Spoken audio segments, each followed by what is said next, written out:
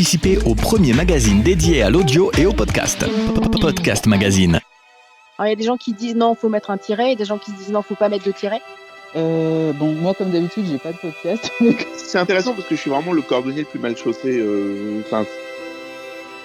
D'abord, il est souvent complexe d'avoir une bonne idée au bon moment. Merci pour ce billet acidulé. Oui, mais j'écoutais les replays par contre. Merci Frédéric pour ton et tes billets d'humeur. C'est-à-dire que tu n'as pas ta marque qui est déposée, donc si quelqu'un va les déposer maintenant à l'INPI, allez-y. Radio House. 123e. Mais pourquoi ça repart ? Oh, mais à chaque fois, il me le fait. Non, mais je vous jure. Attendez, je reviens. Oh non, mais c'est infernal. C'est infernal. Je suis désolé de ce petit couac. Ouais, c'est vexant pour la dernière, franchement. Ouais. Et à chaque fois, en fait, je le mets sur la console. Vous savez, vous avez un petit outil qui vous permet de le mettre en seulement une fois. Et en fait, j'ai rappuyé bêtement alors qu'il était bien configuré en une fois. Donc c'est une erreur humaine. Concentration apparemment, un manque de concentration. Ouais, je t'avoue que la saison, ben voilà, c'est la fin de saison, on fatigue, on fait des erreurs. Mais on aime bien les erreurs aussi parce que ça prouve qu'on est humain en fait. Ouais. Que tu n'es pas une intelligence artificielle. Ouais, je ne suis pas une machine. Alors aujourd'hui, 123e room. On va d'abord échanger ensemble avec tous ceux qui veulent participer et monter sur la stage pour partager avec nous un peu cette dernière de la saison, cette 123e room. Et puis on va essayer de structurer pour l'année prochaine. J'ai ouvert un document Google Doc. Mais avant de partir dans la structure que l'on aimerait pouvoir développer, on en a déjà un peu parlé la semaine dernière, puisque la semaine dernière, la thématique était aussi sur comment préparer sa prochaine saison. Est-ce que on doit complètement s'arrêter ? Donc je vous invite à réécouter l'épisode précédent qui est disponible sur toutes les plateformes de podcast. Vous tapez simplement Podcast Magazine Podcast et vous le trouverez sur toutes les plateformes et bien sûr sur notre site aussi ou sur cool.podcastmagazine.fr. Mais là, ce qu'on va essayer de structurer, c'est avec vous, vos idées pour qu'on puisse avoir au moins une bonne quinzaine de thématiques et à l'intérieur de ces thématiques, essayer d'imaginer quels sont les... Alors, on a déjà le billet acidulé de Brûlatour, qui est incontourné et qui... Très acidulé aujourd'hui. Et très acidulé aujourd'hui, j'espère. Hein, donc, ça va être très fort. Mais est-ce qu'il n'y a pas d'autres petites choses ? Alors, on parlait de structurer un peu. Par exemple, je vous donne un exemple qu'on est en train de mettre en place aussi sur les podcast tours. Vous savez, il nous reste 2 villes dans lesquelles on doit passer, Toulouse et Marseille. Donc Toulouse 4 et 5 octobre et Marseille 15 et 16 novembre. Et donc, ce qu'on va essayer de faire dans ces villes, alors que jusqu'à maintenant, les podcast tours étaient des espèces de meet-up on n'avait pas d'intervenants, on n'avait pas de thématique, on n'avait pas de conférence, on était là pour se rencontrer, pour échanger, pour faire des petits groupes. Là, avec les rencontres podcastiques, je ne sais pas si vous connaissez les rencontres podcastiques, c'est un petit groupe à Toulouse ils sont créés pour faire des rencontres tous les mois. Et donc, ils ont une petite structure avec une 20, 25, des fois 30 personnes qui viennent dans leur rencontre. Et ils ont en fait structuré leur rencontre avec un intervenant qui vient un peu parler d'un sujet en particulier. Des fois, c'est orienté podcasteur, des fois, c'est orienté un peu plus grand public. Et donc, on s'est dit que pour Toulouse, on allait structurer un peu la session. On allait inviter un auditeur, on allait inviter un podcasteur, et on allait inviter une radio. Et qu'on allait leur donner pendant un quart d'heure la parole sur une thématique qu'on aura choisie.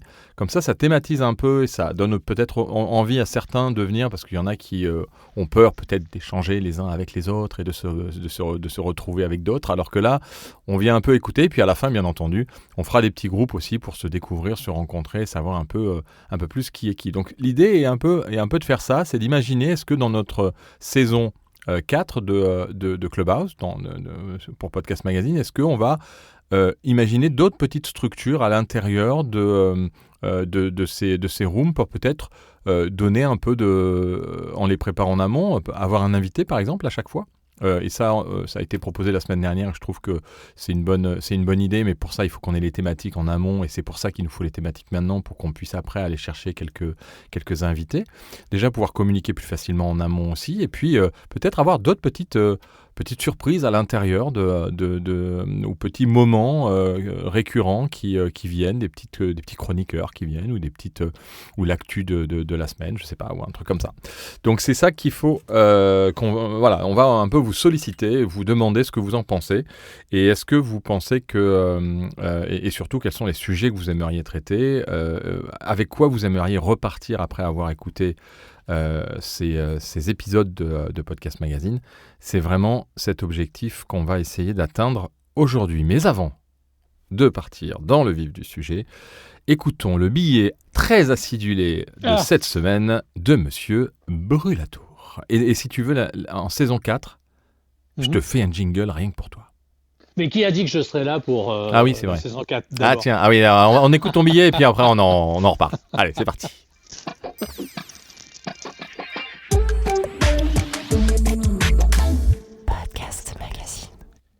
Voilà, c'est la dernière room de cette saison sur Clubhouse. Malheureusement, c'est encore loin d'être les vacances pour tout le monde, et en particulier pour l'équipe. Alors aujourd'hui, on va parler de Podcast Magazine, mais pour que vous ne vous sentiez pas exclus de cette discussion, je vais pour ma part élargir mon billet hebdomadaire à l'ensemble du secteur du podcast. On pourra ou pas d'ailleurs s'inspirer de ce qui est dit pour nous améliorer durant la prochaine saison, mais comme à chaque fois, aux belles paroles et aux belles promesses succèdent souvent les déceptions, les désenchantements et les désillusions. Ce billet, en cette dernière room sur ce moribond Clubhouse, s'intitule « Yaka Faucon pour la prochaine saison ». Alors d'abord, ne pas être buté et borné. C'est pas parce que vous l'avez écrit, c'est pas parce que vous l'avez produit, c'est pas parce que vous l'avez enregistré, monté vous-même, c'est pas parce que c'est votre bébé, c'est pas parce que etc., qu'il faut avancer avec des œillères et tenter de continuer à péniblement convaincre, alors pour le coup les lecteurs, mais aussi plus globalement, je vais faire quelque chose de très global, les auditeurs, sous prétexte que tout ça, ça vient de vous. On gagne toujours à demander l'avis des uns et des autres, et on gagne toujours à s'en inspirer, et ce sera peut-être pour l'année prochaine, un des fondamentaux à respecter. Ensuite, ne pas vouloir en faire trop. Alors, c'est pas parce que c'est long, c'est pas parce que c'est épais, c'est pas parce que c'est dense que c'est forcément bon, et j'aurais tendance à dire que c'est même souvent l'inverse. C'est simple à comprendre, plus vous voulez en faire, plus proportionnellement, mathématiquement, vous augmentez le risque d'erreur, de coquille, puis plus grave encore, vous devenez progressivement ennuyeux. Il est devenu très difficile aujourd'hui de capter l'attention du lecteur, ou plus globalement ici de l'auditeur, parce qu'il est très sollicité. Et au moindre ennui, il déguerpit. Alors ça exige que vos sujets, que l'ensemble de votre travail ne soit pas et jamais ennuyeux. C'est un vrai challenge très difficile à relever. Ensuite, ne pas forcément s'inspirer des réussites, mais davantage des échecs qui nous entourent. Grosso modo, on connaît tous désormais les recettes pour réaliser un podcast de qualité, un magazine de qualité, ainsi que les outils d'ailleurs qui sont devenus des outils grand public, ce qui n'était pas le cas il y a encore 10 ou 20 ans. Ce qui fait la différence, c'est au final, c'est le tour de main. C'est comme avoir la main verte pour un jardinier. Ça ne s'explique pas scientifiquement. C'est pourquoi il est toujours plus efficace de s'intéresser aux échecs des uns plutôt qu'au succès des autres. Comme chaque livre, par exemple, comporte ça ou ces leçons, chaque magazine ou chaque podcast comporte lui aussi, qu'on le veuille ou non, ça ou ces leçons, et ces leçons. Et on apprend parfois davantage des mauvais podcasts que des bons, comme on apprend davantage des mauvais magazines que des bons. Ensuite, ne pas lésiner sur les réseaux sociaux. C'est la nouvelle porte d'entrée pour promouvoir votre travail, donc il faut les alimenter. Et le rythme doit être soutenu et puis surtout engageant. Alors il existe 1001 techniques pour engager l'audience, c'est-à-dire pour encourager l'internaute à aller soit vous lire, soit vous écouter. Il faut mettre en appétit, interagir, partager. Et la deuxième porte d'entrée qu'il ne faut pas ignorer, c'est le téléphone portable. Si le podcast ou le magazine n'est pas accessible sur ce support, c'est mort. Quelques chiffres, 68% aujourd'hui des lectures de titres de presse s'effectuent sur un ordinateur, sur un smartphone ou sur une tablette. Téléphone portable arrive en tête, 45% des lectures. Ensuite, l'ordinateur et assez curieusement, à 9%, la tablette. Le format papier représente désormais 32% des lectures. c'est mort pour la prochaine décennie. Ensuite, ne pas brider vos contenus pour seulement les brider. C'est-à-dire que si vous voulez mettre en place une formule payante, vous ne pouvez pas simplement proposer des articles au rabais, c'est-à-dire des relais de communiqués, des choses simples. Pour que l'internaute verse tous les mois son no-ball, nécessaire que vous produisez du top qualité, c'est-à-dire des articles à forte valeur ajoutée, des exclusivités. Ça vaut également pour le podcast, ce que je dis. Faut qu'il en ait pour son argent, le gars qui est derrière, et qu'il soit régulièrement récompensé. Vous êtes sur une niche. Celle du podcast, c'est un secteur de niche. Donc, plus vous êtes sur une niche, plus difficile proportionnellement de générer un chiffre d'affaires suffisant. Pourquoi ? Parce que je viens de vous le dire, vous êtes sur un marché de niche qui n'est par définition pas extensible. Donc, il est très limité. Et ça freine l'investissement, le vrai, celui que vous allez chercher à la banque. Enfin, ne pas être figé face à un monde qui change vite. Depuis la démocratisation du haut débit et de la 4G, on ne peut pas dire que notre monde ronronne. C'est inspirant, c'est roboratif, on va dire, mais ça exige de changer souvent son fusil d'épaule, son logiciel de pensée, une capacité à repenser la manière de vendre son boulot. Il faut régulièrement faire le bilan et rééquilibrer le besoin.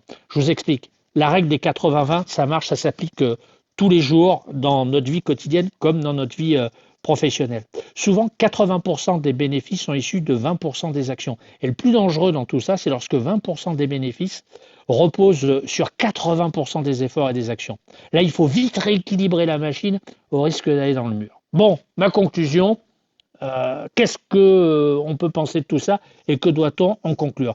Qu'il faut surtout être dans le bon sens pour aller de l'avant et avoir du bon sens aussi pour avancer. J'ai retrouvé cette phrase un peu par hasard hier soir. On est souvent maintenu dans le droit chemin par une ornière. Et rien n'est facile, mais il faut continuer à avancer, être dans le projet, être dans le mouvement. Chaque aventure entrepreneuriale est une ornière avec ses courbes, ses virages, ses intersections, ses faux plats, ses nids de poules. Que ça ne vous empêche pas de passer de bonnes vacances et aussi et surtout prioritairement de vous reposer pour ces 2 mois d'été.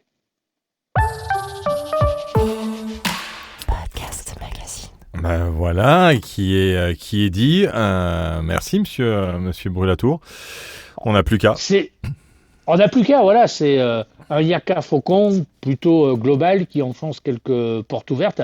Ensuite, on peut effectivement entrer dans les détails si vous le voulez. Mais encore une fois, comme je l'ai dit en préambule de cette room, souvent je l'ai remarqué, ça vaut pour le podcast, pour la radio, pour toutes sortes de choses.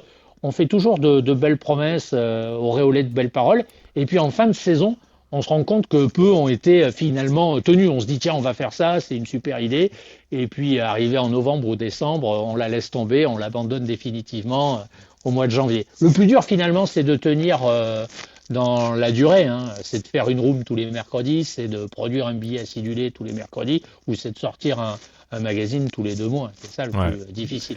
Voilà, s'inscrire sur le long terme. Ah ben c'est ce qui est le plus difficile. Et puis il y a les aléas de la vie qui font que c'est pas forcément toujours évident de pouvoir faire exactement comme on le veut. Et la force, c'est la résilience. Alors on en parle beaucoup. C'est un mot un peu à la mode. C'est un mot qui quand on regarde un peu toutes ces vidéos rapides sur Instagram ou TikTok ou tout ça, il y a toujours des phrases sur la résilience. Il faut persévérer, il faut s'accrocher, c'est bien beau de le dire et de le voir. Le problème, c'est qu'on n'est pas des machines. Ouais, c'est ça. Le problème, c'est de tenir aujourd'hui dans la durée, dans une société qui demande de plus en plus d'énergie. Comparativement, par exemple, aux années 70 ou 80, on est devenu beaucoup plus productif qu'on ne l'était il y a encore 10 ou 15 ans. Par exemple, avec Philippe, nous, on fait un mag avec 2 bouts de scotch et j'allais dire un crayon à papier. Ouais, voilà, ce qui n'était pas le cas auparavant. Il fallait plus de temps, etc. C'est vrai qu'on publie beaucoup de choses. Vous vous en rendez peut-être pas compte parce qu'on est au-delà de l'univers du podcast. On est dans le secteur de la radio. Et si vous suivez la lettre pro de la radio, vous pouvez aller voir. Fred, c'est 10 articles par jour. On fait un mag tous les mois. On organise les radio tours, les podcast tours.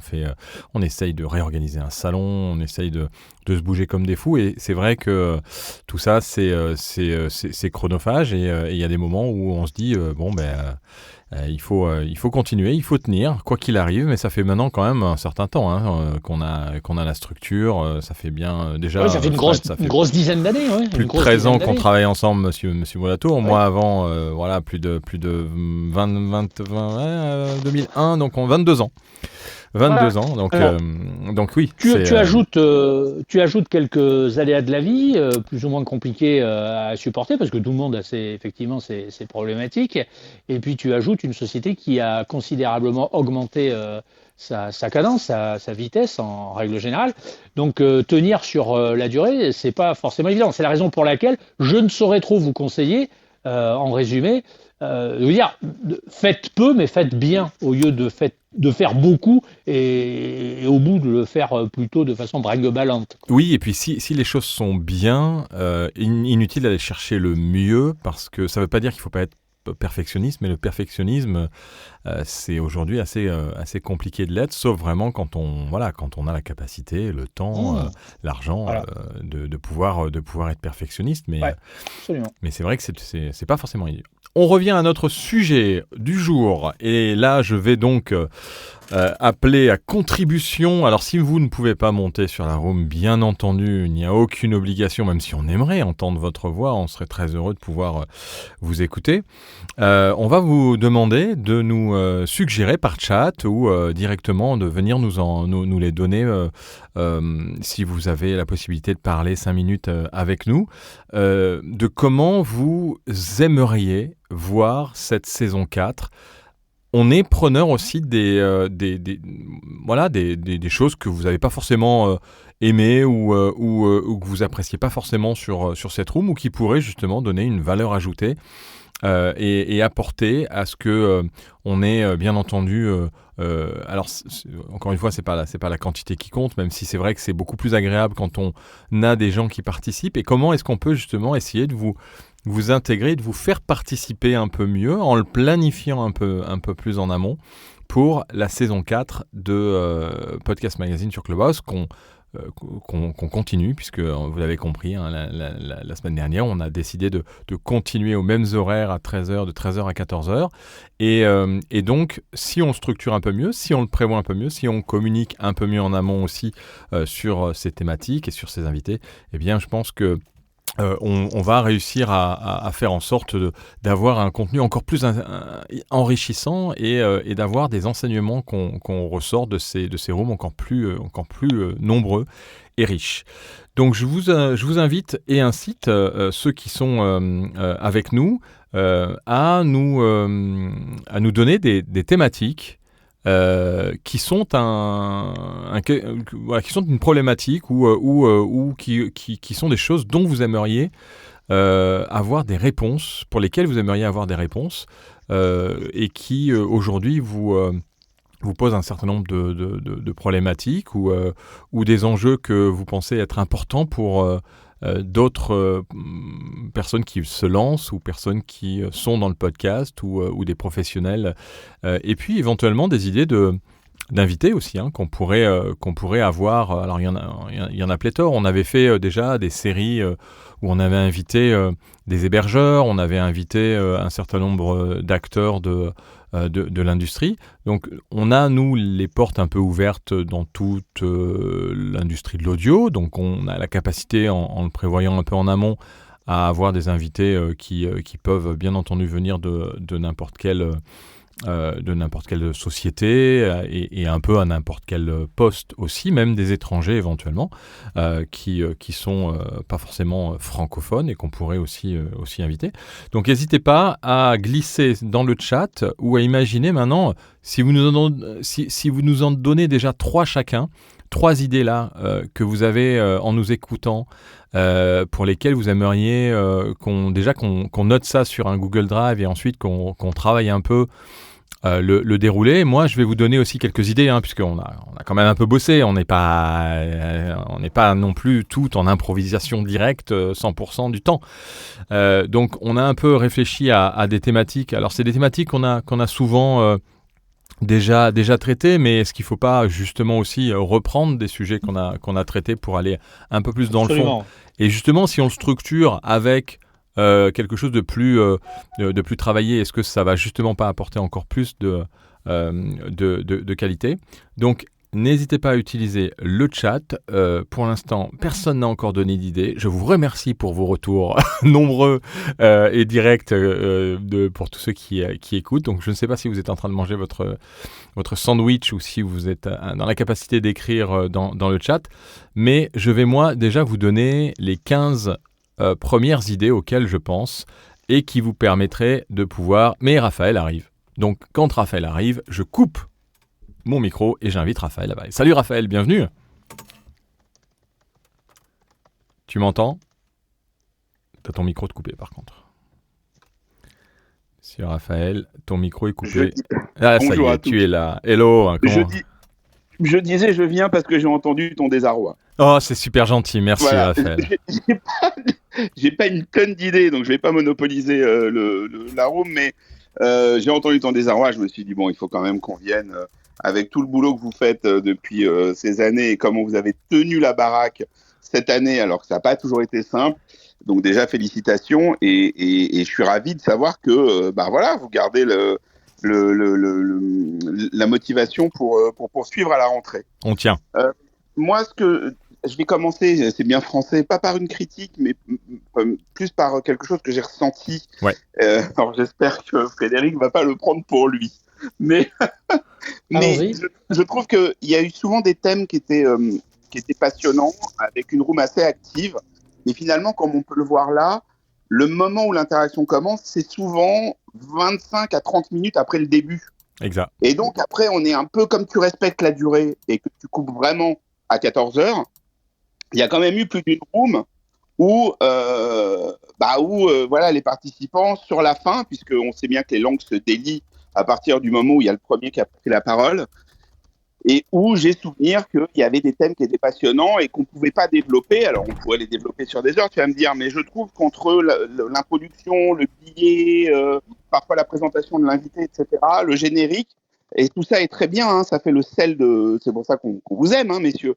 Mais souvent, finalement, on a une demi-heure pour traiter le sujet. Alors, il y a peut-être des sujets où ça a été un peu frustrant. Je ne dis pas que c'est mal ou qu'il faut faire autrement, mais voilà, c'est une frustration ressentie. Pour les thématiques, j'ai l'impression, mais encore une fois, je ne les ai pas toutes faites, et ces derniers temps, malheureusement, on m'a collé des cours le mercredi, donc je pouvais être moins là. J'ai quand même l'impression qu'un des sujets qui revient et où les auditeurs soit partagent leur expérience, soit sont en quête d'informations, c'est quand même le développement de l'audience. À chaque fois qu'il y a eu des rooms sur le développement de l'audience, c'était assez riche et assez soutenu. Et quand c'était des sujets annexes, comment on fait la promotion, est-ce qu'il faut faire du graphisme, est-ce qu'il faut utiliser les réseaux sociaux, etc., souvent on arrivait au même sujet, c'est-à-dire c'est encore beaucoup de boulot pour finalement une audience qui parfois peut décevoir certains podcasteurs, et surtout comment on fait pour être vu, c'est-à-dire c'est aussi des sujets sur comment les plateformes fonctionnent, comment être trouvé par les plateformes. Donc j'ai quand même l'impression que creuser sans faire une room systématique sur l'audience, mais que c'est un sujet qui est quand même vraiment au centre, parce que tous les autres sujets sont passionnants. Les hébergeurs, le design qu'on donne, la manière dont on gère nos newsletters, pas newsletters, pub, pas pub, réseaux sociaux, pas réseaux sociaux. Mais j'ai quand même le sentiment, et c'est qu'une vision qui n'est pas la vérité, mais que tout cela est quand même motivé et amène des réflexions en fonction de l'audience. T'as pas d'audience, t'as pas de pub. T'as une audience qui est naissante, t'as envie de lui donner du bonus, t'as envie de faire un Patreon ou de réfléchir à donner plus. C'est bien quand tu ressens un frémissement et que tu peux le renforcer, mais quand tu n'as que 3-4 personnes qui t'écoutent, t'as un peu mal. Donc en fait, il y a vraiment quelque chose, je crois, de central, mais encore une fois, c'est qu'un ressenti sur l'audience. Et donc je pense que tous les invités, les sujets et les thématiques et les conseils autour de l'audience, je pense, remporteront un certain succès. Alors, je sais que c'est un peu vague et que ce n'est pas une idée précise, mais voilà, une des thématiques qui me semble un peu forte et qu'il faut poursuivre sur la prochaine saison, à mon humble avis. Voilà, Mais c'est super constructif, Raphaël, comme d'habitude d'ailleurs. À chaque fois que tu interviens, je le dis et je le répète, c'est toujours très, très enrichissant. Et je suis complètement d'accord avec toi sur le fait que le démarrage est un peu long. Et Fred me le dit aussi régulièrement, j'ai tendance aussi à faire des tunnels. Après, c'est vrai, quand on voit qu'il n'y a pas forcément de gens qui montent et qui lèvent la main, on a tendance à essayer de meubler. C'est pas, oui, enfin c'est un meublage, mais c'est aussi parce qu'on a envie de dire des choses. Et donc c'est toujours la grande difficulté. Et c'est pour ça que, en effet, si on structure mieux et si on oriente un peu plus sur les problématiques, et je suis d'accord avec toi sur le côté audience, qui est quand même la plus grande question qui se pose pour l'ensemble des podcasteurs. Alors, sans faire que ça, mais il y a tellement de sujets à l'intérieur du développement de l'audience qui peuvent être imaginés, des invités pertinents qu'on pourrait avoir sur une thématique. On pourrait aussi imaginer faire les 3 premiers mois sur cette problématique et ensuite réfléchir et décliner en fait à l'intérieur de cette thématique plein d'idées en fait qu'on pourrait avoir sur l'audience. On va inviter Sarah qui veut venir nous dire un petit mot. Sarah qui écoute très souvent les billets acidulés de Brûlatour et qui veut nous dire un petit mot. Salut Sarah. Salut, bonjour. Bienvenue. Bonjour. Bien, merci beaucoup. Je profite de ce dernier épisode pour monter vous parler parce que en général, je suis dans l'audience et je vous écoute avec grand plaisir. Aujourd'hui, j'ai décidé de monter et échanger avec vous. On est très content de t'entendre. Merci. Déjà, bravo. Je suis une fan de vos épisodes et c'est super intéressant à chaque fois. J'ai une proposition de sujet pour la prochaine saison. Je ne sais pas si vous l'avez déjà traité, mais je me dis qu'une personne qui fait un podcast a envie de raconter des histoires et la personne qui vient écouter des podcasts veut écouter des histoires. Et donc, je me dis que parler des techniques de storytelling pour un podcast, ça pourrait être intéressant. En gros, c'est quelle est votre façon de raconter une histoire et quelles sont les techniques qui existent pour raconter des histoires et qui marchent surtout en format podcast. Je ne sais pas ce que vous en pensez. Ouais, je viens d'envoyer à Philippe une liste, je ne sais pas, il y en a combien, une quinzaine ? Je viens de te les envoyer par... Ah ouais, mais moi je suis pas connecté là, je suis sur Clubhouse, donc j'ai pas vu. Tu m'as envoyé sur WhatsApp ? WhatsApp et par e-message. D'accord, ok. Et c'est vrai qu'on a tout intérêt à revenir sur des anciennes thématiques qui avaient été abordées il y a de très longs mois. Parce que c'est des thématiques qui meurent pas dans le temps et puis on voit bien que l'audience elle évolue, etc. Et je pense que très honnêtement, la majorité de l'audience est à la recherche de conseils pratico-pratiques, c'est-à-dire l'art et la manière de poser des questions, l'art et la manière de collecter des réponses également. Alors c'est des sujets un peu enfonçage de porte ouverte, mais pour être entendu, il faut être vu. Mon matériel pour moins de 300 €.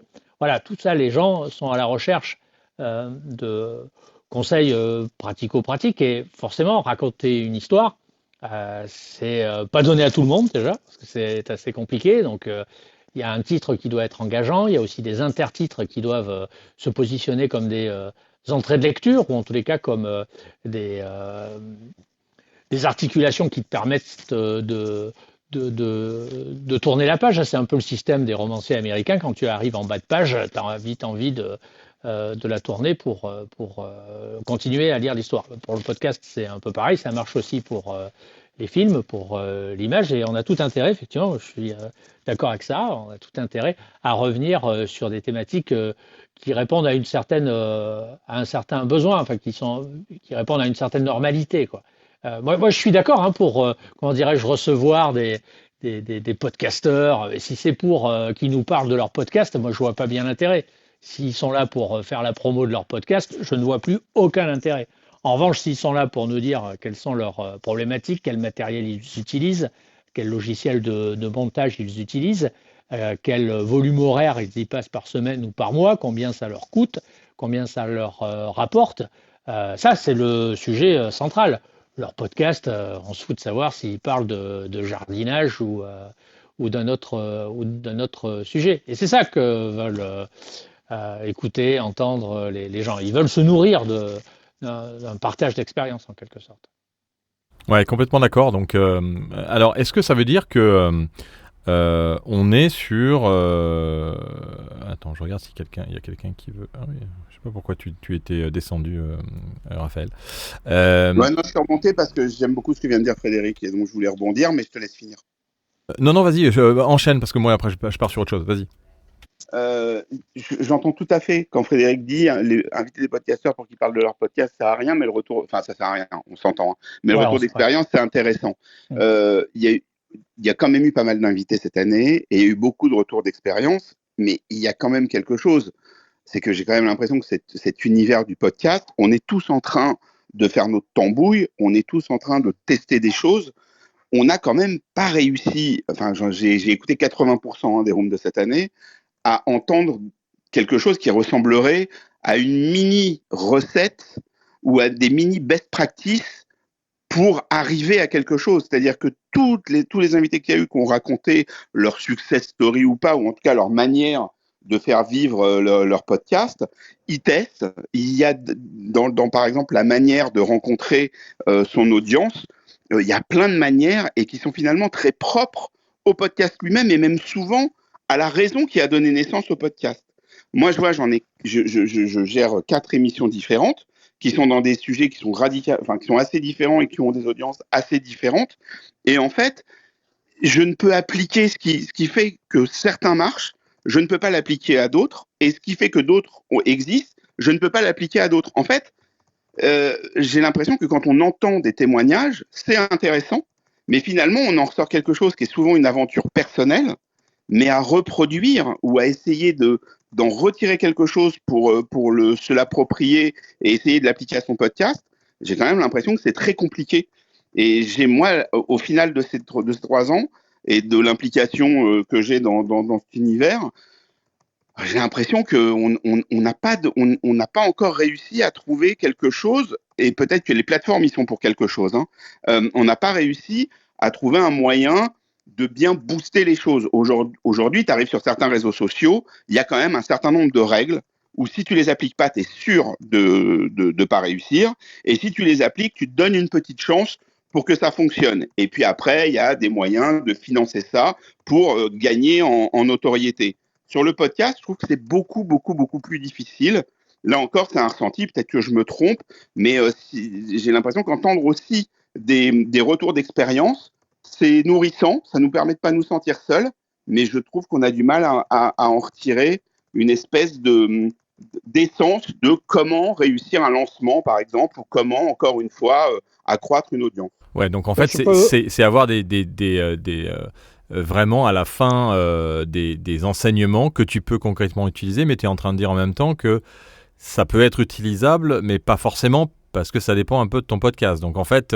quand je vois le nombre de gens qui se proposent, même dans la cartographie du podcast, comme coach, ah non, mais c'est incroyable. Ah ouais, ah non, mais c'est la formation, folie. Je vais vous expliquer comment avoir un succès avec des packages. Pour 450, on vous garantit 450 €, on vous garantit 2500 écoutes. Pour 3, je sais pas comment les gens font ça. Enfin, je veux dire aujourd'hui. Donc moi, effectivement, mon métier, c'est d'avoir une agence dans la communication digitale. Donc j'ai un peu le nez dedans.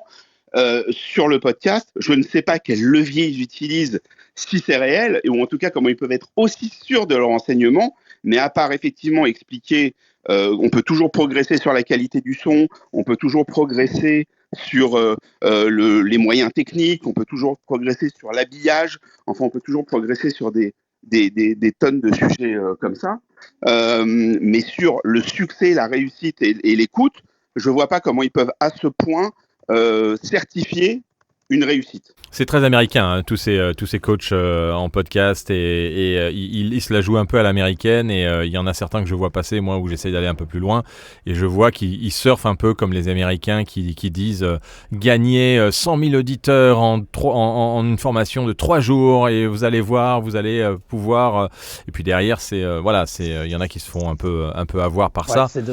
En tout cas, voilà, écoute, voilà un sujet. Ça c'est intéressant, mais... Invite ces gens. Ouais, invite ces gens qui nous expliquent comment ils font. Ça peut être un sujet. Plus globalement, Philippe, si tu veux que tes rooms soient intéressantes, c'est-à-dire si tu veux que tes rooms soient de qualité, il faut que toi-même, en amont, tu fournisses un travail. C'est-à-dire, par exemple, un billet acidulé, c'est un exemple concret, c'est du travail. Tu peux pas arriver comme ça dans un enregistrement sans avoir, j'en sais rien moi, préparé, réfléchi, rédigé, voire même amélioré ton rédactionnel. Ça, c'est pas possible. Donc, si tu veux, oui, je suis d'accord avec toi. si tu veux une room de qualité, il va falloir que tu passes du temps à, par exemple, chercher des intervenants de qualité, t'entourer de podcasteurs de qualité qui ont des choses intelligentes à dire. C'est rare. Rédiger des questions de qualité pour mettre en perspective certaines problématiques lesquelles en direct tu n'aurais pas forcément pensé parce que tu réalises, parce que tu fais autre chose, parce que je t'envoie des SMS, etc. Et il faut que tu passes du temps à nourrir ta room d'informations que tu as été chercher en amont. Donc tout ça, c'est du travail. Pour 60 minutes de room, c'est peut-être 3-4 heures de boulot. Enfin, c'est quelque chose à laquelle tu dois penser dès le jeudi matin, en quelque sorte, jusqu'au mardi soir suivant. Donc tu peux pas te prévaloir de faire une. Et généralement, je vais vous dire, et ça vaut aussi pour le podcast, et c'est pas Raphaël qui va me contredire. Tu le sais bien, Raphaël, les bons podcasts, généralement, ils sont pas produits par des bons podcasteurs. Ils sont produits uniquement parce que tu as une bonne info à l'intérieur ou que tu as de bons invités. C'est ça. C'est comme un article dans un magazine. Tu vas dire, là, ce mois-ci, il y a un super dossier ou un super article, page 112. Ah ouais, pourquoi il est bon ton article? Et personne ne va te répondre parce que j'ai trouvé un bon titre, parce que j'ai pas fait de faute d'orthographe ni de syntaxe, parce que les entrées de lecture, tout ça, mon cul sur la commode. Pas du tout. C'est parce que le sujet... il catalyse l'attention et puis parce que tu as ce qu'on appelle un bon client en face qui va te donner des bonnes réponses, qui va être inspirant, intéressant. C'est pareil pour, par exemple, une interview. Si tu as un traîne-patin et un casse-ferraille devant ton micro et que tu lui poses les meilleures questions du monde, ça matche pas, ça marche pas. On le voit, moi je le vois tous les jours. C'est pour ça que les gens sont toujours à la recherche de bons clients. D'où l'intérêt, et je termine, Philippe, de chercher des intervenants de qualité qui ont des choses à dire intelligentes, de t'entourer de podcasteurs qui ont eux aussi des choses comme Raphaël, souvent, qui lui navigue un peu sans avoir préparé, à un certain bon sens, une certaine philosophie qui matche à chaque fois. Rédiger, pas la peine de rédiger 50 questions, tu rédiges 6 ou 7 questions, voilà des trucs qui te semblent être intéressants. Et ne pas oublier, je pense que dans l'exercice de l'interview, on l'oublie souvent, l'exercice de l'interview, que ce soit en radio ou dans le podcast, c'est un coup de billard à 3 bandes. C'est-à-dire qu'il y a le mec qui pose les questions, il y a le mec qui répond aux questions, et au bout du bout, il y a le mec qui écoute les 2 autres mener l'interview. C'est ça une véritable interview. Et nous-mêmes, on a peut-être trop tendance à oublier le 3e coup de billard, c'est-à-dire les personnes qui écoutent. Peut-être, j'en sais rien. Il ne faut pas oublier ce triptyque, c'est important. Après, dans votre cas, il y a quelque chose qui est intéressant, c'est qu'il y a une mutation. C'est-à-dire que c'est intelligent ce que vous avez fait de transformer la room en podcast.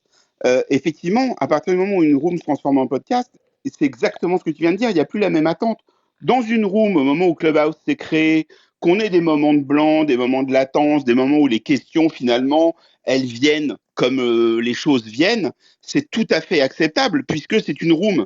À partir du moment où on peut la réécouter comme un podcast, j'imagine que c'est aussi un peu la raison des questions que vous vous posez là, comme tu viens de le dire, il faut un peu plus la construire. Je dis pas que c'était pas le cas, Philippe, mais il faut un peu plus la construire comme un épisode. C'est-à-dire que vous avez fait suffisamment de room sur l'écriture podcast, que ce soit de la fiction, que ce soit de l'interview, que ce soit quel que soit le thème qui soit abordé. Effectivement, tu vas être de plus en plus... Enfin, en même temps, c'est moi qui me permets de t'expliquer, tu as 152 ans de métier, mais effectivement, il est possible qu'il faille de plus en plus écrire ou en tout cas consolider les choses parce que finalement on est passé d'une room qui se transforme en podcast à finalement un podcast qui s'enregistre en direct avec un public et en fait c'est vers ça que tu es en train de tendre. Oui. C'est-à-dire que c'est un enregistrement de podcast avec des gens du public à qui tu peux donner ou pas la parole, je crois. Oui. Non, mais on est d'accord et avec quand même cette liberté, moi que j'aime bien de Clubhouse, qui est n'importe qui peut aussi intervenir. Avec quelques surprises qu'on a eues, mais pas tant que ça. On a eu quoi, 2-3 surprises sur les 3 saisons avec des mecs qui étaient un peu en théorie, live. c'est sympa. En pratique, faut voir. Non, En mais théorie, on n'a c'est rien eu. sympa. On en a eu 3, donc on peut pas Ouais, dire qu'il ouais, y a un ouais. risque. Enfin, c'était vraiment exceptionnel quand c'est arrivé. Hein. Non, mais il faut que tu découpes, ta room avec, par exemple, une entrée en matière immédiate, un billet pas plus de 4 ou 5 minutes, et puis ensuite que tu aies une première partie, une deuxième partie, une troisième partie, par exemple. Et il faut que tu mettes un peu de tonus là-dedans, une certaine dynamique, et puis voilà, il faut que tu donnes envie, quoi. Le but du jeu, c'est, encore une fois, moi, je me le rappelle quotidiennement, que ce soit dans un magazine, sur un site web ou, je sais pas, dans une room comme ça, et même dans la vie quotidienne. C'est à partir du moment où tu deviens ennuyeux, voilà, que tu fais fuir tout le monde, et c'est quand même pas le but du jeu. Non, on est d'accord. Est-ce que, alors je vois que Christian nous met des super suggestions. Donc mini masterclass, c'est un peu ce qu'on est en train de dire. Hein, des masterclass, on va quand même un peu plus loin que simplement des avis et de l'improvisation, en thématique sur les bonnes pratiques de chaque étape de la création, avec des exemples de ce qui existe et de ce qui marche. Comment on construit un conducteur, les astuces d'une narration captivante, comment on gère la communication via réseau social ou newsletter. On est d'accord, ça fait partie des grands enseignements. Donc si on résume un peu tout ce qu'on est en train de dire, ça veut dire qu'on va structurer beaucoup plus avec une intro, une entrée en matière, le billet acidulé, 3 parties qu'on va séparer avec peut-être, par exemple, de faire aussi avoir un invité, bien sûr, à chaque fois, l'interview, une question-réponse, et puis en essayant de préparer d'avoir 5 questions en effet sur une thématique, mais avec aussi des enseignements avec lesquels on peut repartir. C'est-à-dire, c'est pas simplement poser des questions, c'est aussi repartir avec des avec des biscuits, des solutions, des bullet des idées, points, Ouais, c'est ça qui est intéressant. avec des bullet points.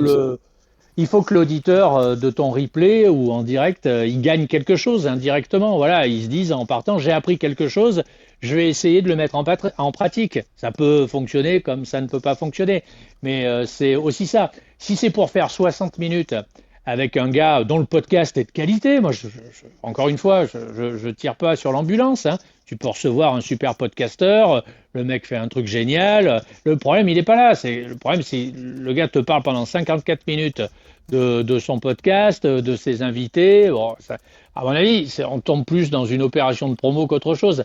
Ça n'a pas d'intérêt. Mais encore une fois, si le gars te dit à quelle problématique il est confronté, pourquoi, comment, ce qu'il envisage, pourquoi il a échoué sur telle ou telle étape, bon voilà, ça peut être intéressant, mais ça, tu le regroupes sur, j'en sais rien, 12 ou 15 minutes grand maximum, parce qu'il faut aussi que le gars, il ait du répondant, il ait une gouaille, il ait un vocabulaire, il se fasse comprendre. C'est compliqué, moi, chaque fois que là, quand je parle, j'ai l'impression que personne ne me comprend. Non, mais je vous assure, c'est un stress permanent. Donc tout ça, c'est pas donné non plus à tout le monde. On te comprend. Mais Nous te comprenons. merci. Nous te Merci. comprenons. Mais c'est les vacances, ça va aller beaucoup mieux. Ouais. Ok. Donc, je vois bien la structure. Est-ce que, par exemple, vous pensez que ça pourrait être intéressant d'avoir donc de commencer cette partie 1 déjà donc avec après le billet acidulé, d'avoir d'inviter un peu tous ceux qui donnent des conseils et pour qu'ils nous donnent un peu leurs 3 meilleurs conseils, tous les coachs. Peut-être, mais en tous les cas, tu dois débuter ta prochaine 2000. saison. Ouais, tu dois débuter ta prochaine saison. Je sais pas, je crois que c'est le lundi 4, donc 5-6. Par exemple, si tu fais une room le mercredi 6 septembre de mémoire, là tout de suite, tu dois donner la température. Tu dois débuter cette room avec un super, méga, ultra, super invité.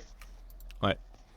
Là, tout de suite, tu donnes la tendance de la saison. C'est comme un magazine, quand tu recommences une saison, mieux vaut avoir une tête d'affiche qu'un 3e ou 4e couteau, tu vois.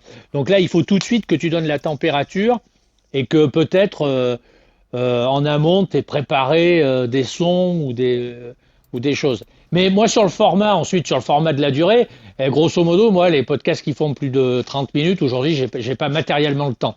Donc je dis, je suis un kidam qui ressemble à beaucoup d'autres kidam, et j'imagine que les gens sont un peu dans cette situation-là. Quand ça dépasse, honnêtement, 30 minutes, ça me saoule. Parce qu'on retrouve toujours cet ennui qui s'installe assez rapidement. Ouais, après ça dépend, ça dépend comment on remplit un peu ce temps. Et aussi moi, enfin ce que je trouve important dans le Clubhouse et Raphaël le précisait, c'est aussi de pouvoir donner la parole et pas simplement avoir des interviews, parce que sinon c'est une conférence qu'on fait, c'est pas un Clubhouse. Moi, ce que j'aime dans Clubhouse aussi, même si en effet il y a des personnes qui interviennent plutôt après, c'est de faire en sorte que on puisse donner la parole à ceux qui ont envie d'intervenir ou de réagir. Alors peut-être que c'est peut-être dans une troisième partie qu'on va laisser on peut aussi faire comme dit Raphaël, c'est-à-dire qu'il y a des moments où en fait la parole commence à s'ouvrir en fin de room, et donc au lieu de fermer tout simplement la room, c'est-à-dire qu'on ferme le podcast qui est de Podcast Magazine, mais par contre on peut laisser la room ouverte pour que les gens continuent à échanger s'ils le désirent sur la thématique, et si certains ont envie de rester. C'est-à-dire que là, c'est pas parce que nous on arrête le podcast que la room en elle-même est obligée de se stopper, parce que c'est vrai qu'il y a certaines fois où on a dépassé l'heure et où c'était vraiment très très intéressant. Alors nous, bien sûr, il faut qu'on aille bosser aussi, mais ça aurait pu continuer pendant une demi-heure, et il y aurait eu des échanges très intéressants entre les protagonistes qui étaient encore là et qui avaient envie d'échanger. Donc on a coupé court, et c'est peut-être un peu dommage sur certaines rooms. Mais si on structure ça, peut-être qu'il y aura un besoin après de tous ceux qui ont participé à pouvoir derrière aussi échanger. Et c'est un peu le concept de Clubhouse. Donc je ne voudrais pas non plus qu'on perde le concept de Clubhouse à l'intérieur de la restructuration ou de la structuration qu'on fait. Ensuite, il y a un rythme qui est hebdomadaire. Voilà, c'est aussi toutes les semaines, je ne sais pas combien on en fait, 40 par an, quoi. Est-ce que c'est suffisant? Est-ce que c'est trop? Est-ce qu'il faut en faire pendant les vacances? Voilà, on voit bien qu'il y a des fluctuations quand même d'audience qui sont réelles, hein, qui concernent l'ensemble du marché. On sait bien que pendant la période dite de la trêve des confiseurs, on va dire grosso modo entre le 20 décembre et le 10 janvier, il n'y a personne, c'est mort. On sait bien que, moi je le vois sur des audiences internet aujourd'hui, depuis début juin, c'est mort, que tout le monde est en vacances. Moi j'ai jamais vu ça. Et tu ajoutes aujourd'hui des longues périodes de vacances sur le territoire hexagonal. Alors, tout le monde a 2 semaines, mais avec une semaine de battement. Donc tu arrives sur, par exemple, ce printemps, là, il n'y avait personne, quoi.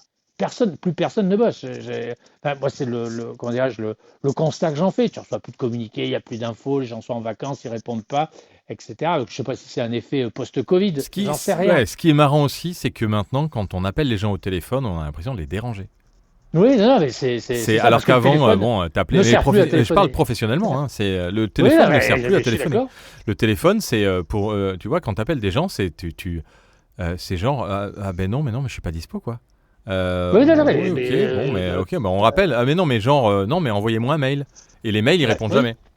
Mais fais un magazine tous les mois, tu vas voir que, par exemple, trouver des sujets, c'est extrêmement facile. Convaincre des gens pour répondre à des questions, c'est sans commune mesure avec ce qu'on connaissait il y a encore 10 ans.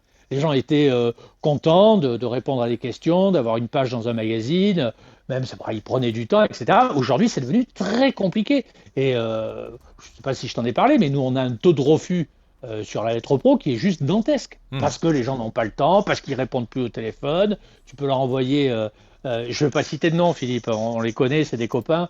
Tu leur envoies des SMS, des mails, tu les appelles, tu les vois, ils te disent ouais, j'ai reçu, je m'en occupe. Bon, ça fait 6 mois que ça traîne, etc., etc. Donc c'est un changement de paradigme aussi. Hein. Ouais. C'est un changement sociologique profond. Et ça, c'est pareil. Hein, les podcasteurs qui cherchent des interviews et des interviewés, ça, c'est la croix et la bannière pour aller chercher et avoir des réponses. Et dès que les gens sont un peu connus, alors là, c'est attaché de presse et compagnie. Et c'est encore plus difficile. Et ils mettent des fois 6 mois, 7 mois, 8 mois à pouvoir avoir une réponse négative. Et c'était pas le cas il y a encore 10 ans. Quoi. Ouais, donc c'est vrai que c'est... Ok, alors on rassemble les informations. Il nous reste quelques minutes dans cette room. Merci Raphaël, merci Sarah, merci Christian pour avoir participé. Et puis si Maïduen, Adèle, Damien ou S. Mais qui est S? À chaque fois je vois S et c'est... Est-ce que je sais qui est S? Non, Estime. Moi j'ai fait le job, je t'en ai envoyé une quinzaine. Oui, donc si vous avez d'autres idées, allez-y, glissez tout ça dans le petit chat. Si bien entendu vous voulez nous les envoyer plus tard, tard, parce que vous avez des idées pour structurer un peu, je vais vous reprendre un peu la structure qu'on imagine pour la saison 4 de Podcast Magazine sur Clubhouse. Bien entendu, ce sera disponible en podcast. On va essayer de faire quelque chose de vivant, de pas trop chronophage non plus, parce que il faut le dire, on n'a pas non plus toute une journée entière à préparer les rooms Clubhouse, mais on va quand même structurer pour que ça soit agréable, vivant, interactif, et qu'on ait des enseignements qu'on puisse retirer à chaque room à la fin, voire même derrière pouvoir éventuellement les rassembler, ces enseignements, pour arriver à avoir quelqu'un qui fait une petite retranscription et derrière nous fait un petit résumé. Donc ça, c'est bien sûr une sacrée organisation, mais c'est vrai que c'est important parce que continuer comme on continue, ça peut être marrant, mais on sent le besoin, l'envie aussi de faire avancer un peu, d'élever un peu ce que l'on crée. Il y a une lassitude aussi, il ne faut pas se cacher, il y a toujours une lassitude quand tu arrives de mon côté, moi, j'ai pas forcément une grande lassitude, parce que c'est toujours vraiment super agréable de pouvoir prendre la parole et puis d'échanger avec vous. Après, c'est clair que plus on est, plus on a envie de pouvoir continuer. Donc, on va essayer de structurer pour qu'on donne envie à encore plus de gens de participer, puis de faire en sorte qu'on en retire quelque chose. Je pense que c'est surtout ça. En effet, derrière, ce que dit Raphaël, c'est qu'on n'a pas forcément tous les enseignements, même les seuls enseignements qu'on puisse retirer des rooms, c'est le billet qu'on retrouve sur le site et qu'on peut réécouter, parce que là, on a des infos concrètes, on a des idées qui ça nous fait réfléchir. Donc toi, ça dure 5 minutes, tu rajoutes 55 minutes construites comme le billet. Alors peut-être pas 55, mais déjà si on rajoute 25 minutes de bien construites et que derrière on travaille l'interactivité et les enseignements, ça sera déjà bien. Donc, c'est pas compliqué. On commence, alors l'objectif, donc, c'est enseignement pour cette saison 4. L'objectif, c'est d'enseigner, d'avoir des retours d'expérience, bien entendu, avec en intro une entrée en matière très, très rapide, le billet acidulé, une première partie avec l'invité de la semaine. On essaie d'inviter un coach qui nous donne 5 enseignements et qui prépare les 5 enseignements que lui trouve importants et qu'il donne dans ce qu'il facture, parce qu'en général c'est des gens qui proposent des choses fantastiques, donc on va les écouter pour voir si c'est si fantastique que ça. J'imaginais aussi éventuellement avoir un podcasteur de la semaine qui vient en 2 minutes présenter son podcast, mais aussi sa problématique. C'est-à-dire, en gros, j'ai un podcast, voilà mon podcast, voilà ce que je fais, hop, ma problématique c'est ça. En lien bien entendu éventuellement avec la thématique du jour. Donc ça, je ne sais pas ce que vous en pensez. La deuxième partie, 15 minutes, là on va sur l'interview avec 5 questions à l'invité de la semaine, et questions, réponses avec des écoutes, et puis on en ressort 5 bullet points de ces 15 minutes. C'est-à-dire qu'on essaye pendant cette interview de ressortir les 5 points les plus importants qui ont été traités par cet invité. Et puis en partie 3, on laisse l'interactivité. Donc ce qui fait qu'on sera sur la première partie sur 30 minutes, partie 1, partie 2, 30 minutes, partie 3, il restera 20-25 minutes et on pourra éventuellement laisser ouvert la room après, une fois qu'on a terminé. Donc peut-être que la partie 3, on va la structurer un peu plus aussi et peut-être avoir des choses à l'intérieur de ça faut pas oublier aussi qu'on est quand même dans le podcast, donc est-ce qu'on fait écouter certaines choses, est-ce qu'on traite un peu de l'actualité, par exemple, de ce qui s'est passé. Je suis pas sûr que ce soit forcément très intéressant de parler de l'actualité, mais bon, voilà, je suis preneur de vos... Surtout qu'il n'y a pas forcément une actualité qui est hebdomadaire et forcément... Non, mais là, tu vois, j'aurais pu parler de Spotify. Là, j'ai lu un article sur The Verge qui était super intéressant sur le positionnement de Spotify. Tu vois, donc il y a quand même des sujets... Il y a peut-être un sujet dont on peut parler, c'est-à-dire le gros sujet d'actu de la semaine, pour voir si quelqu'un a des infos ou a envie de parler de cette actu. Ça pourrait être l'actu par les participants, tu vois. À voir. Je lis les petits messages avant de nous quitter. Et pour rappel... Ah oui, ça c'est Sarah qui dit qu'elle est amoureuse de toi. Non, pardon, qui est amoureuse de tes billets acidulés, excuse-moi. Ouais, mais merci Sarah, parce que c'est une fidèle auditrice et elle a toujours, comment dirais-je, elle tire toujours dans le bon sens. voilà, elle tombe pas dans les loges, elle m'a toujours encouragé. C'est sympa, parce que le monde du podcast est un monde de la solitude, celui du journalisme aujourd'hui beaucoup, et c'est vrai que quand on a comment dirais-je, des remontées très positives comme ça catalyse. Moi, ça m'a beaucoup catalysé, hein, Sarah, j'ai été vraiment très touché, je le dis, merci beaucoup. Voilà, c'est vrai, c'est toujours agréable d'avoir des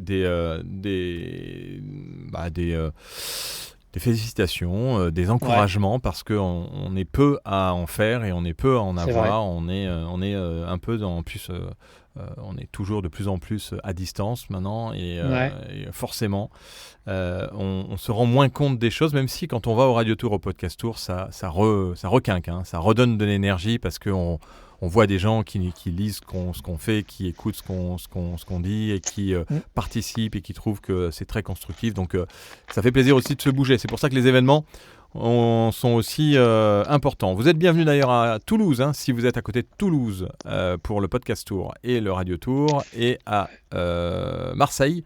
On est en train d'organiser ça avec 2 groupes, les rencontres podcastiques à Toulouse et un groupe informel qui est en train de se créer avec 90 podcasteurs à Marseille. Donc Clémentine Roux est aux manettes et donc il va y avoir du monde à Toulouse et à Marseille. Si vous êtes dans le coin, n'hésitez pas à venir aller sur podcastmagazine.fr/tour TOUR et à vous inscrire, c'est gratuit, il n'y a pas d'obligation d'achat. Et ensuite, bien entendu, si vous voulez commander le Podcast Magazine numéro 3 avant le 30 juillet, c'est maintenant, parlez-en autour de vous. On va communiquer nous aussi cette semaine assez fortement sur la sortie du Podcast Magazine numéro 3 pour octobre, pour le Paris Podcast Festival si tout va bien. Et on est très heureux de pouvoir... D'ailleurs, Raphaël, je ne sais pas si tu veux nous faire encore une sélection de podcasts musique. On n'avait pas échangé là-dessus, mais si tu es partant, puisque tu étais dans les 2 premiers et que tu veux nous faire ça, il faut que j'ai le papier avant 15 juillet ou fin juillet, si tu veux. Donc voilà, 3 petits podcasts sur la musique. Ce serait cool. Et puis si vous voulez participer et rédiger aussi dans Podcast Magazine, une seule adresse, cool, c2ol.podcastmagazine.fr. Merci Monsieur Brulatour, merci à vous, merci à tous ceux qui nous écoutent aussi à distance. Bonjour à tous ceux qui sont loin et qu'on sait qui nous écoutent grâce au replay.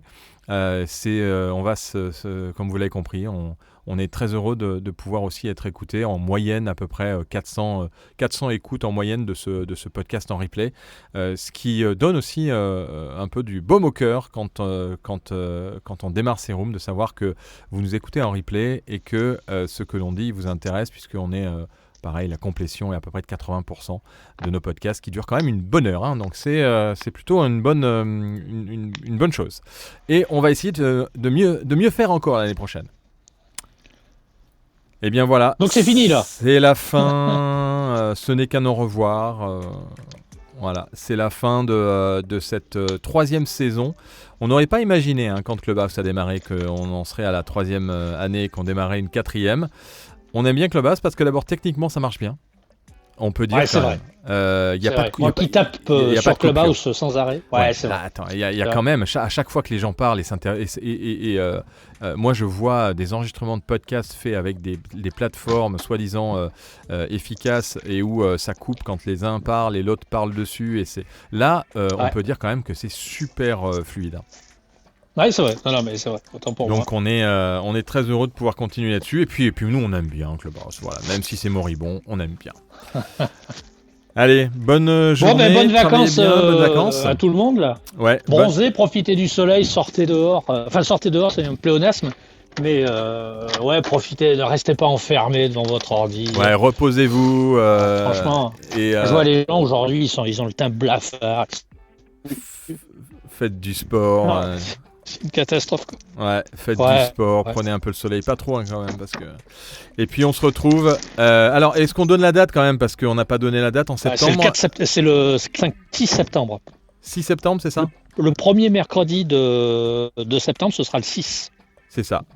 On se retrouve le 6 septembre à 13h avec un nouvel habillage et une nouvelle saison et une nouvelle structure et des nouveaux billets acidulés de Monsieur Brulatour. Ah ben d'accord, allez, c'est parti pour la saison prochaine. Alors c'est bien parce que c'est toi. Hein. Ah là. Allez, merci à tous. Bonne journée. Ciao.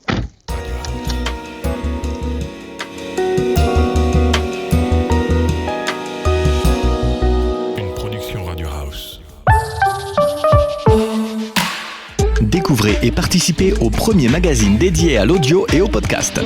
Podcast Magazine. Alors, il y a des gens qui disent non, faut mettre un tiret, et des gens qui disent non, faut pas mettre de tiret. Bon, moi, comme d'habitude, j'ai pas de podcast. C'est intéressant parce que je suis vraiment le cordonnier le plus mal chaussé. D'abord, il est souvent complexe d'avoir une bonne idée au bon moment. Merci pour ce billet acidulé. Oui, mais j'écoutais les replays par contre. Merci Frédéric pour ton et tes billets d'humeur. C'est-à-dire que tu n'as pas ta marque, il est posée. Donc si quelqu'un va les déposer maintenant à l'INPI, allez-y.